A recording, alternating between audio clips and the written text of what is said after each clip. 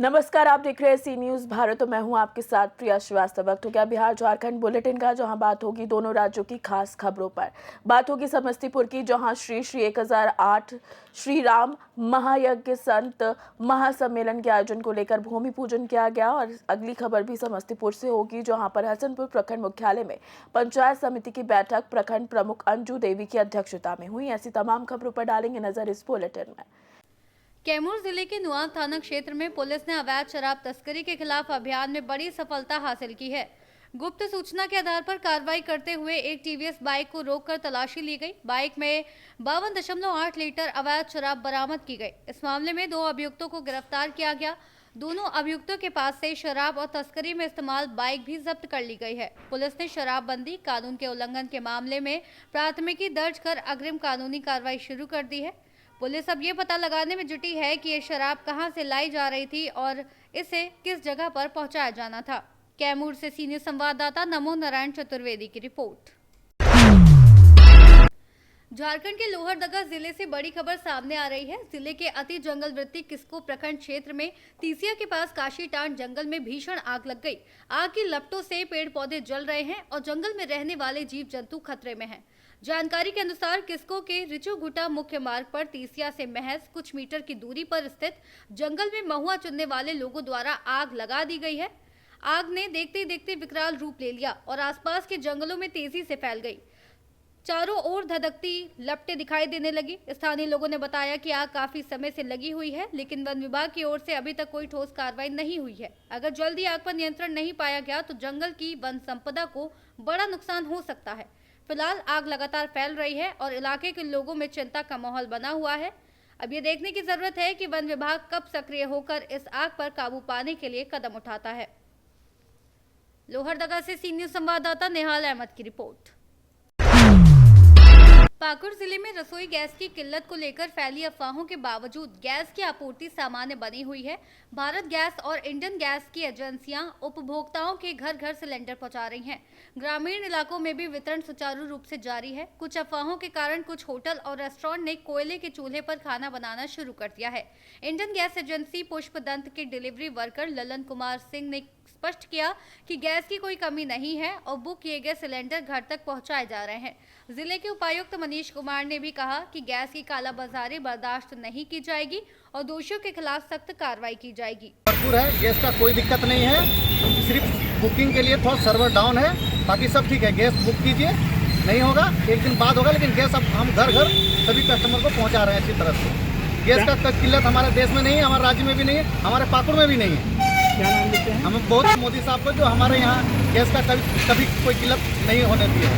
मेरा नाम ललन कुमार सिंह, हम उसको जानते हैं। और जो एलपीजी की जो समस्या है, तो इन जनरल कोई शॉर्टेज नहीं है। ऐसी जानकारी आई है जो हम लोगों ने बैठक की और एक विस्तृत बैठक भी हम लोग सभी गोडाउन्स का भी जांच कराने वाले हैं कि जो पोर्टल है वो सर्वर डाउन हो गया है उस पर किसी 1-2 गैस एजेंसीज का, तो जिसके कारण जो ऑर्डर लोग प्लेस करते थे उसमें ऑर्डर प्लेस नहीं हो पा रहा है, जिसके कारण थोड़ा सा लोगों को दिक्कतों का सामना करना पड़ रहा है। तो आपके माध्यम से भी अपील होगी कि पोर्टल पे भी जो गैस एजेंसियां हैं वो वर्क कर रही हैं, चाहे वो इंडियन ऑयल हो, जिनका हम लोगों को सुनने में आया है। बाकी हम लोग इसकी बैठक करेंगे और किसी तरह का कोई शॉर्टेज नहीं हो, ये मैं आपको आश्वस्त करूँगा। पाकुड़ से सीनियर संवाददाता पंकज भगत की रिपोर्ट।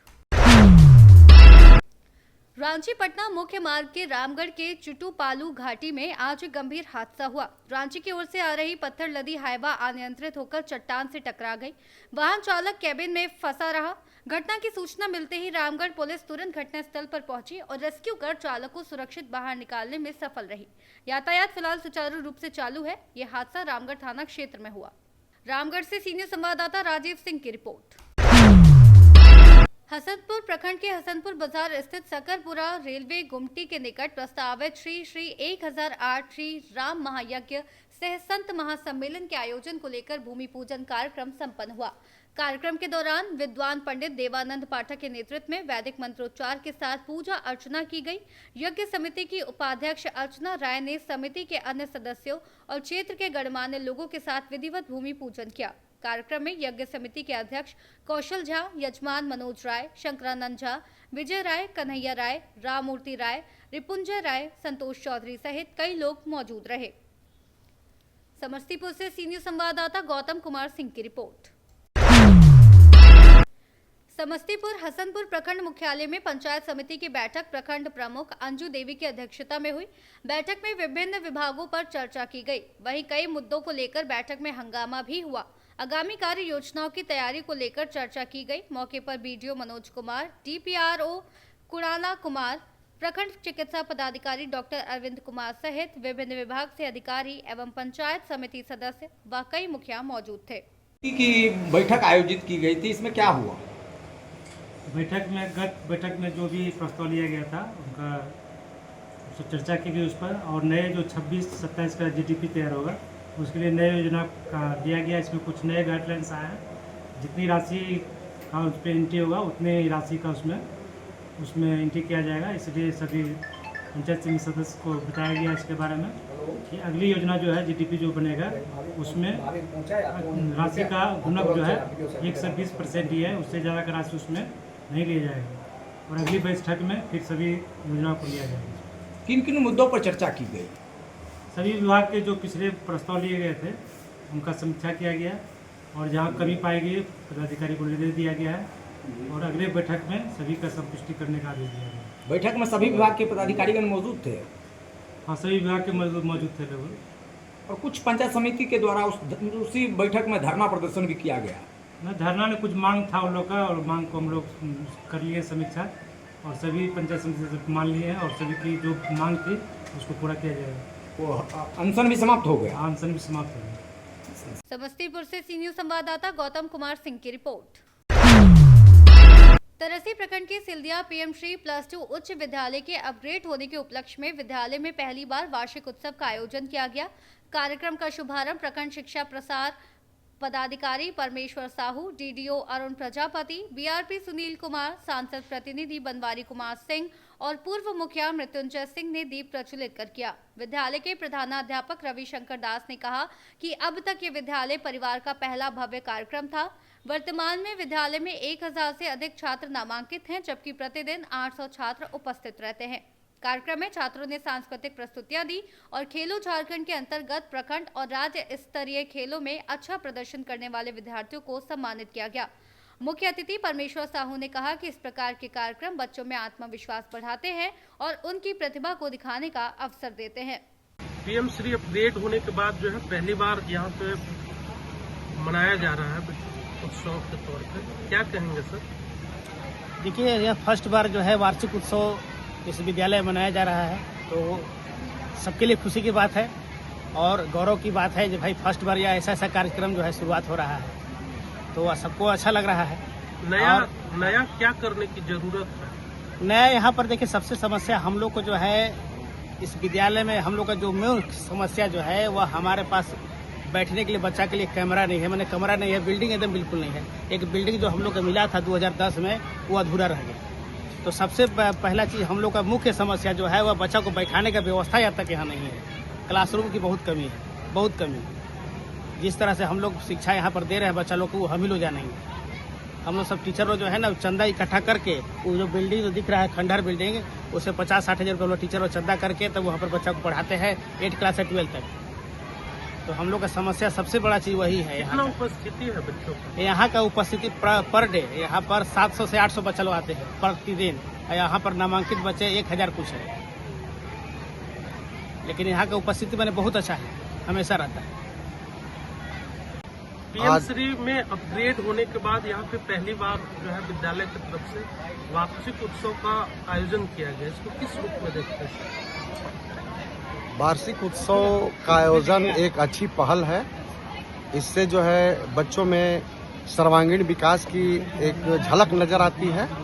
चूँकि इस कार्यक्रम उत्सव के अवसर पर जो कार्यक्रम बच्चों से कराए जा रहे हैं उसमें सांस्कृतिक, सामाजिक, शैक्षणिक हर तरह की गतिविधियां इसमें सम्मिलित की गई हैं। इसलिए यह जो कार्यक्रम है बहुत ही अच्छी है।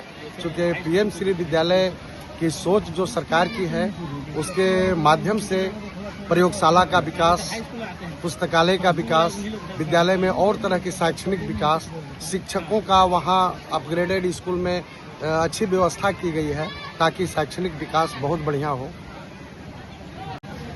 ये कार्यक्रम इस विद्यालय में पहली बार मनाया जा रहा है। क्या उपलक्ष्य क्या है? वास्तव में शिक्षा के विकास हेतु हर विद्यालय में इस तरह के कार्यक्रमों का आगाज होना चाहिए। ये PM श्री विद्यालय है। विभागीय गाइडलाइन के अनुसार यहाँ वार्षिकोत्सव कार्यक्रम करने का निर्देश भी प्राप्त था। उस तहत यहाँ पर PM श्री बनने के बाद ऐसे ये विद्यालय जहाँ तक मुझे ज्ञात हुआ है ये 1922 से संचालित है। तो इस तरह का ये पहला एनुअल फंक्शन यहाँ मनाया जा रहा है जो बच्चों को एक नया उत्साह, नई ओज भरने का काम करेगा, ऐसा मुझे पूर्ण विश्वास है।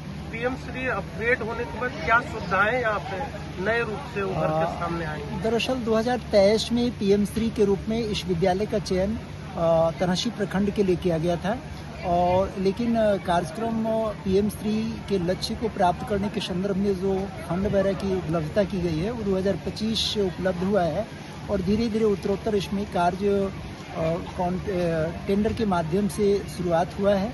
अभी आने वाले समय में बहुत कुछ दिखना चाहिए कि इसमें कितनी प्रगति हो पाती है और इसके संसाधनों के विकास में और यहाँ पर के शैक्षिक विकास के लिए शिक्षकों की संख्या भी औसतन अच्छी है। अब वो सारे शिक्षक यदि मिलजुल कर बेहतर प्रयास करेंगे तो हमारे बच्चों का विकास यहाँ बहुत अच्छा हो सकता है। धन्यवाद। तरसी पलामू से सीनियर संवाददाता सत्येंद्र कुमार विश्वकर्मा की रिपोर्ट। फिलहाल इस बुलेटिन में इतना ही। देश दुनिया की बाकी और खबरों के लिए आप बने रहिए सी न्यूज़ भारत के साथ।